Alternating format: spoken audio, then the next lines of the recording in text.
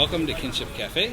I am your host, Jim Jones, and today I am joined with the very special J7. Hello. Thank you so much for being on the show today. Thank you so much for having me. This is going to be such a fun topic, running away to join the circus. That is correct. And just before we jump into that, to give people a little heads up on what it is you do, we've got a little promo reel that we're going to run of your what you do. Fabulous.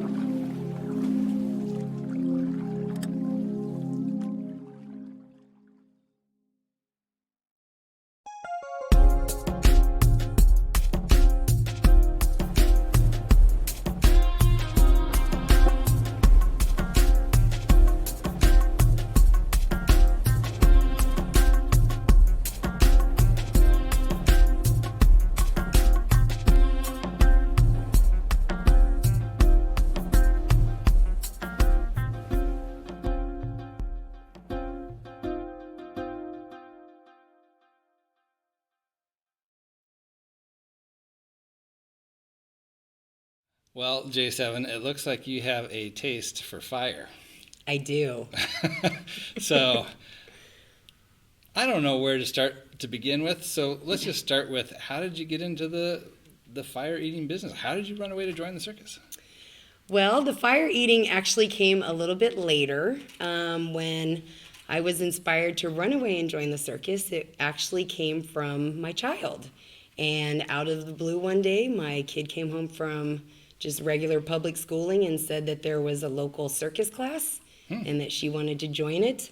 And I remember taking them to their very first circus class and sitting with the parents on the opposite side of where the fun was happening, and just thinking to myself that somehow, some way I needed to cross that barrier and go and fly with the kids. Wow. And so I started doing that just for fun, and then I thought it would be a really good way to, I guess, go about setting fires or interest with my other passions in humanitarian work and being able to start helping fundraise for putting water wells in third world countries. Wow. So how does that work? I will host events where I bring water education and water awareness to people at my event, and then for certain performances or certain events, we'll donate percentages to a water charity. Okay. And within the last 9 years, I've been able to help fundraise and put water wells in 8 different countries. Nice. But it's only the fundraising part. My actual dream is to be able to get on a plane and go and hop on the Caterpillar and do the digging of the well and be amongst the villagers and the people that I'm actually going to provide the water for. And it would be even a greater step forward if I could share circus at the same time while doing that. So, yes. I wonder how that would go over. That'd be interesting. I think if I dream it and manifest it long enough, it will happen. Yay. Yeah. That sounds awesome. Yeah. So you started a production company, J7 Productions. I did. And it wasn't actually a production company until several years ago. I actually started off very solo in the beginning, about a decade ago, and I had a partner, and we did like what's considered adagio or acro balancing, where you actually have 2 people together and one holds up the other person. So it was a lot just about me and my partner at that time. And I was very fortunate that 10 years ago I had a very good business team that were pushing me into what I was going to do when my body started falling apart, so to speak. So several years ago, I started pushing more toward being a production company versus being solo Miss J7, and everything's just kind of fallen into place, and now I actually get to provide a platform for other performers to share their magic, and I'm taking a step back. Nice. Yeah. So we met, I think it was at least 4 years ago. I think so. In 2015, I think it was February or March of 2015 at the Belly Up. Yeah, it was at the Belly Up. There was a show that was happening there, and I thought, who is this person? I have to know them. And Yes. so I'm really glad that we met. And then you've actually been a part of a couple of different productions that I've put on, music festival stuff. Yes. And that's been just a blast. So what are all the different things, the services that you provide? What are the kinds of things you do? Well, I am known for stilt walking and hula hooping and fire and just pretty much being the ringmaster of everything at this point. I don't do a lot of tight wire trapeze anymore because, like I said, as I get older, I'm, pulling away from the performing aspect of it. But my entertainment company, we provide all sorts of entertainment, everything that you can think of pretty much. If you've seen it in a circus show or in a Cirque du Soleil movie or even a Cirque du Soleil show, we provide circus of all entertainment. I always tell people, if you have a birthday, which everybody has a birthday, or if you celebrate anything, why not make it a circus celebration? So it's definitely a unique element. Cirque is actually becoming more and more relevant in many different avenues. We've done things like your music festivals. We've provided entertainment for fashion shows, art shows, ceremonies, weddings, all different types of entertainment. Started off primarily with kids' parties, and then when we started involving the fire and other aspects, things just kind of morphed and took on their own characters. We even have everything from, services like makeup services, vending services. We do a lot of art shows as well. And like I said, we're just a production company and trying to provide a community-based platform for everybody to be able to share their magic and shine. Yeah. Well, I know one of the more interesting ones I've seen you at is I'm drawing a blank on the name, so you're going to have to help me, but it has to do with the rabbits. I do a lot of Alice in Wonderland themed events. It's an annual thing that happens. There's a couple of little guys that are part of the dress up in rabbit outfits. The bunny ball. Yeah. So I am part of the Cruise for Kids Bunny Ball, and it's a wonderful charity run by a great gentleman named Nino, and they gather tons of bunnies, and they do the bunny ball, and then they also do the teddy ball, and so they provide a lot of toys and stuff to kids that are in need, and they have a lot of amazing, wonderful sponsors, and they do the teddy ball once a year and the bunny ball once a year. Yes. So I think I kind of wiggled my way into that realm, and it's a lot of fun. They've just recently changed venues again, so you'll have to follow me to find out where it's going to be, because I don't know where it's going to be coming up. I think it might be at our friends at the park downtown, but I'm not sure, so I'll have to definitely check into that. Yeah. And then I personally do an annual water charity that you and your wife have attended. So every year I try and do an Alice in Wonderland themed water charity event where, again, I'm educating people on water, and a lot of people just don't even realize why they have a water bill or how much water they need in their coffee or how many days they can go without having water. Yeah. And a lot of people don't even realize that, water is no longer a human right, and you have to have it in order to live. Yeah, a lot of stuff about privatization of water rights. Yep. And that's a big question and topic that comes up. It is a huge topic. Even here in California, because we, for many years, have been in a pretty serious drought situation. Most recently, it's kind of let up a little bit, but definitely something that is on our minds as well. Yeah. Yeah. So you've talked a little bit about your production company and how that kind of came on board so that you could move into a little bit more of a management position in order to assist other artists to be able to, as you say, share their magic. And you've brought up a couple of times about as you're getting older. Yes. So I know that there's been a couple of things you've wrestled with here over the years. Yeah. You want to share a little bit about that? Yeah, in March of 2016, I started getting some pretty severe leg cramps. And for years, doctors were not taking me seriously. They just kept looking at me and saying, oh, you're so young, you're so beautiful, there's nothing wrong with you, you're an athlete, everything's great.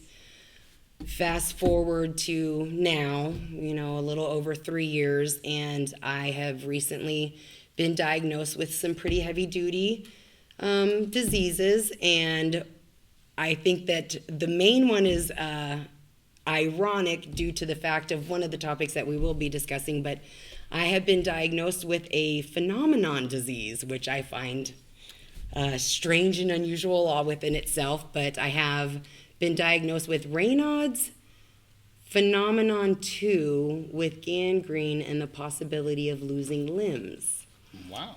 So this year in particular has been quite a struggle for me because I've known deep down inside since March of 2016 that something was seriously wrong. I can no longer drive normally. I have a driver take me to most places that I go, and the mechanics of my legs just do not function the way that they used to. MS started showing up in my brain scans a couple of years ago, and when all of this stuff started happening, I was so afraid that companies would not hire me, and I had literally just been nominated for San Diego's Best Family Entertainment. I remember that. And so I was very nervous about, being perceived as somebody that was possibly sick. And so I started doing a lot more physical management and listening to my business team and allowing more grace into my own presence and existence in the aging process, and realizing that I've had a very good go. I'm very blessed, and now it's, like I said, it's time to turn the reins over to other people to perform what I was doing, and then me be the ringmaster kind of behind the scenes and stuff now. Yeah. Yeah, and take care of myself. So I know that when we are faced with having to let go of either our mobility, the ability to do the things that we love, that this can be it's a form of grief that we have to go through. Oh, yes. And that can be difficult to navigate. Do you have any practices or experiences that helped you through that process? Well, I will be honest, I've struggled with it. I've cried a lot. The self-awareness and the ego separation has been very challenging for me, because it wasn't so much just about being in the spotlight. It was the actual high and the endorphins that I was getting while doing it. Even though my body is physically in pain, my brain is still 12, and when I'm up there, there's no pain. I can be up on stilts and doing all of this crazy magical stuff. It's now that I'm getting older, I pay for it the next day and things like that. So I'm trying to learn to definitely physical management. The more that I talk about it with my mentors, it's also becoming a lot easier. One of my favorite people on the planet, her name is Cheryl. She actually runs the Circus school and with the children that I'm blessed to be able to work with.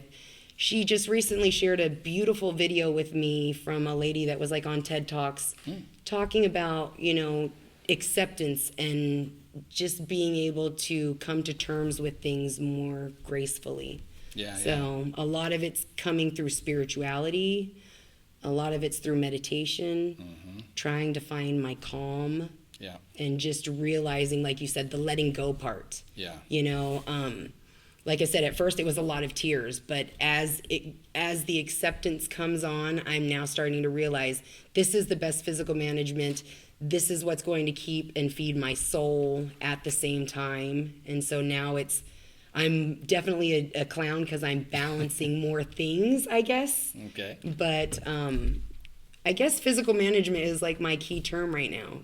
I'm just wanting to stay within a well-balanced mentally and physically. Yeah, and that's good for everybody, but especially when we find ourselves in more challenging situations, you just have to like you said, be aware of what is going on.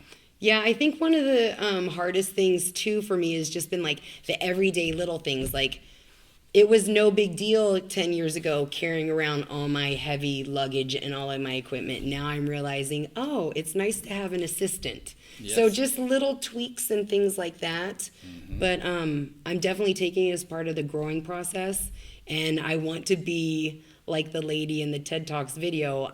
You know, in a few years, I want to be able to have other people look at me and be like, she did this gracefully. Yeah. And not be like, no, she was just a hot mess. Because when I first joined Circus, I was actually very late in the game. When I first found Cheryl, she was so honest with me. She said to me, you know, J7, most people have retired before they even turn 30. And I was 33. I was having my Jesus Messiah awakening moment. So I felt like that was the perfect transition too, you know. Okay. And I even told her, I was like, I'm not looking to do this for a career. Like I said, my kid just brought me to a circus class, and I just wanted to go and fly like Tinkerbell. I had no idea that it would morph into an award-winning company and that I would be surrounded by so many amazing people and talent and get to meet you. And, you know, just like you said, you know, I was literally just standing in line, blowing bubbles, hula hooping on stilts, and you popped out of nowhere, and that opened up a whole new realm. You know, Vicky and the ranch and just everybody. Yeah. The whole San Diego Women's Drum Circle. I mean, you opened up so many doors and amazing people in my life. Well, this is one of the things that's been so exciting about being involved in things is you never know what's going to happen, who's going to meet who, right? And there's just so many awesome people who care about making life worth living. You know what I mean? Yeah. And Vicky's definitely one of those. And you know, at can't remember now if it was the first or second one, but there was a couple who met at the festival who were getting married. Nice. Yeah. It was probably the first one then, because that was a while ago. Yeah, so that was really nice. Nice. You know, and so you get to hear some fun stories about things. But you mentioned about kids that you get to help out, so you're actually teaching. Yes. So tell me about that. So I'm very, very blessed, and it's actually what makes my heart shine the most in life, other than my humanitarian work and knowing that people get to eat and have food. But yes, I get to now work with children, and I get to teach circus all days on Saturdays when my company's not performing, during the summertime and a couple of times during the year. I get to host camps, and so every single week I get a new batch of kids, and I learn from them. I always joke with them and tell them that they're my teachers, because I'm really just there to see what they have to show me and help facilitate and kind of put it in some type of order. And then every Friday after our camp week, the kids get to be in costume and makeup, and then they do a huge show for their parents. So it really makes it makes my life. I never imagined being a teacher. Mm-hmm. It wasn't something that I woke up one day and was like, I'm going to run away and join the circus, and I'm going to teach children, and they're going to love me, and I'm going to love them. But yes, the kids are. I'm very drawn just to the innocence and how they're fearless and they'll do anything. You know, it's also very fascinating because I always thought or assumed that small children would hold on for dear life. Oh. And it's not like that. It's they're like trusting. Every child is different, but I call my ones that let go of the trapeze or the aerial ropes, I always call them my wild cards. Because you just don't know. It's like you'll have somebody sitting on the trapeze, and like sometimes I can feel them out and be like, okay, I know you're going to be one that lets go. But if I don't know, I'll even have them look at me and I'm like, okay, tell Miss J7 that you are not going to let go. And they'll be like, okay, Miss J7, I'm not going to let go. And then 3 seconds later, boom, they let go. And I'm like, wild card. So it's definitely a learning experience. They make my life very happy. So I feel very blessed. Again, it's Cheryl Lindley's school. I don't know if I can do a plug, but sure. Sophia Isadora Academy of Circus Arts. Nice. It's an amazing school, and yes, come fly with us, run away and join our circus. We do a lot of free shows for the public too. Oh, good. So if you go to my website, which is j7onfire.com, we'll usually have posted when our next events are going to be, and Cheryl does a lot of free shows to the community that we're involved with. So we've got a show coming up. I think it's the first weekend of October. Haven't posted it yet, but it'll be a lot of fun because it's all the kids, and then a couple of adult performers such as myself make appearances, but it's mainly about the kids. Yay. That sounds like a lot of fun. It is. So you have a daughter. I do. And what does she think of all this? Is she impressed by what you're doing? So I have a daughter, but my daughter doesn't go by a girl or she. So I have a transgender teen. Okay. We just got done. I marched in Pride for my Amnesty International group, and also to support my transgender child. He thinks that I'm just a normal, boring mom. You know, when I just recently got a minivan, which did not make things any better at all, because now I have glasses and a minivan. And so my kid Parker is definitely like, you have definitely reached just normal mom status now. So when I don't have the makeup and the costuming and the gems and everything, he calls it my incognito. So... yeah, you know, I don't think that I'm that impressive to my kid. Although Parker has run away and joined the circus a little bit here and there. He dabbles in and out. He's very much a clown. Okay. And we're complete opposites. I am in your face, total extrovert, and my kid is very withdrawn and introvert. So when Parker did decide to come and join circus 2 or 3 years ago, it was a very interesting thing to watch. My very introverted child come out on stage and just be like in your face. So, and then he also likes doing he's the bass for like all the people that are tumbling. Gotcha. Big, strong kid. And also the bass for like the Roman ladder act, where you have 2 ladders that are standing up and people like doing back bends and stuff off of them. So very strong. But he's taking some time down right now, so he will not be in the October show. I see. Maybe the December. Okay. We'll see. Well, and we're going to be very excited to have you at our first Kinship Festival that's coming up on August 24th. We're very excited. I think this episode is probably going to come out after that event, but we can still talk about it anyway. Why not? It's going to be magic. Exactly. We're very excited about that. Yes. Now, let's switch gears a little bit. Okay. You recently had the opportunity to reject or turn down an offer for a particular film through Netflix. I did, yes. Let's talk about that a little bit. So several years ago, I was contacted by some producers of a very well-known documentary that's already out on Netflix. Okay. And due to the content of the material and it being alien-based and so controversial, we, as like my business team and my legal team, we all decided that for my image that it would be a good idea to not go through with part 2 of the series. I do know that the second part has already been filmed and released.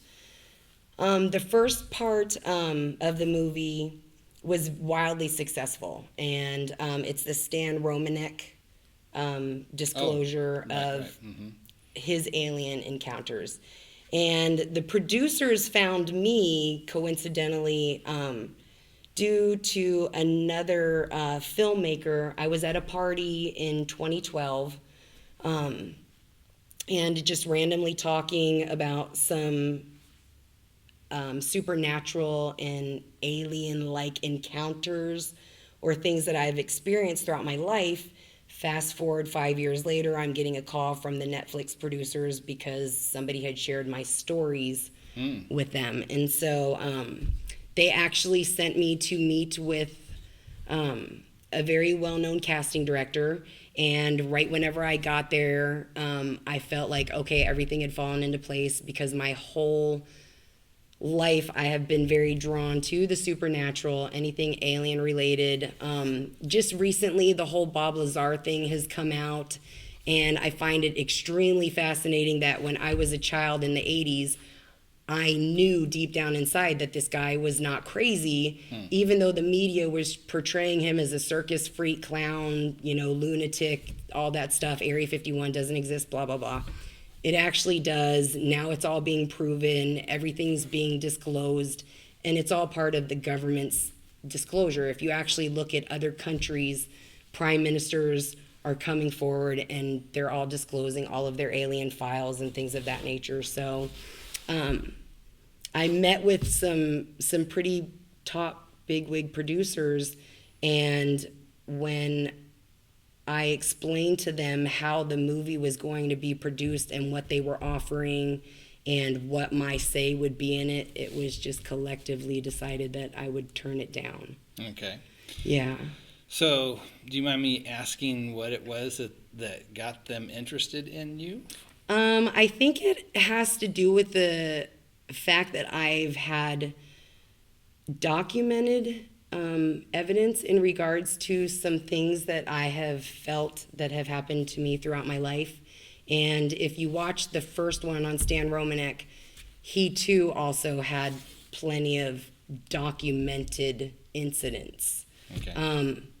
I'm a strange blood type. That's one thing.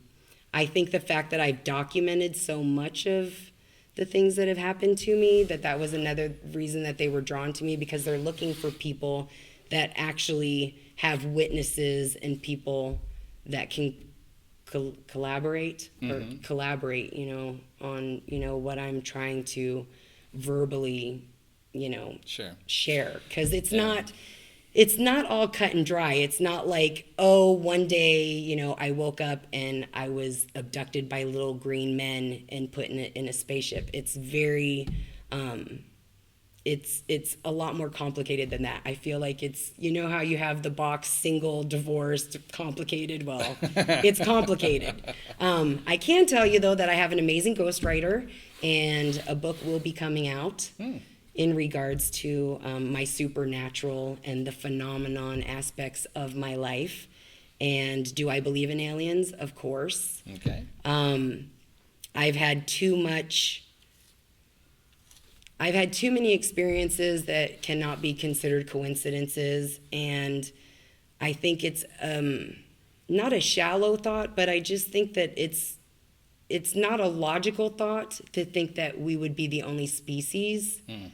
And I definitely believe that if we were created, or whatever did create us, they didn't leave us. They're definitely here, because I created a child, and I want to know where my child is at all times. So whatever you believe created us, whether it's Buddha, Jesus, Muhammad, whatever it is, I believe that they're still watching us, and maybe they never left, or if they did leave, they're going to come back, and they've left some people to observe while they're away. Gotcha. So, yeah. And I definitely believe that Hollywood is doing an amazing job in disclosure as well, and I'm pretty sure that they're connected with a lot of the government stuff, because if you get down to the bottom of it, he who controls the media controls the power. There are only 6 corporations on the planet that control all of the media and everything that goes out. And so one of the main things that I was looking at in the Netflix movie was I wanted to make sure that I had final say on what was edited coming out of my mouth, and making sure that it was being truthful, portrayed and truthful, and not edited, chopped, and misconstrued out of content. And then it was also very alarming to learn that I would have not gotten one royalty for my life story. Not one. Interesting. So Netflix would want me to pay $11.99 a month for me to have my own movie on there. And once you get my book, you'll laugh at the amount that was offered to me for my entire life. Wow. Yeah. Well, I must say I am very curious about this book when it comes out. And this is definitely added to the whole mystique of J7 and who are you? Well, I will tell you, I was not birthed with the J7 name, and that's usually the biggest question that people ask me. So I will give you that little tidbit. My birth name is Janae, so that's where the J comes from. My last name is Gerber. G is the 7th letter of the alphabet. So in 2010, when I went through my spontaneous evolution and my Messiah, Jesus awakening moment, through literally, I think I was in meditation for 27 hours, And my higher being just told me, you're no longer Janae. I went to the courthouse. I legally changed my name. Jupiter's also one of like my rising planets or something along those natures as far as astronomy. And Jupiter has 7 letters. So J7, Jupiter. A lot of people call me Jupiter.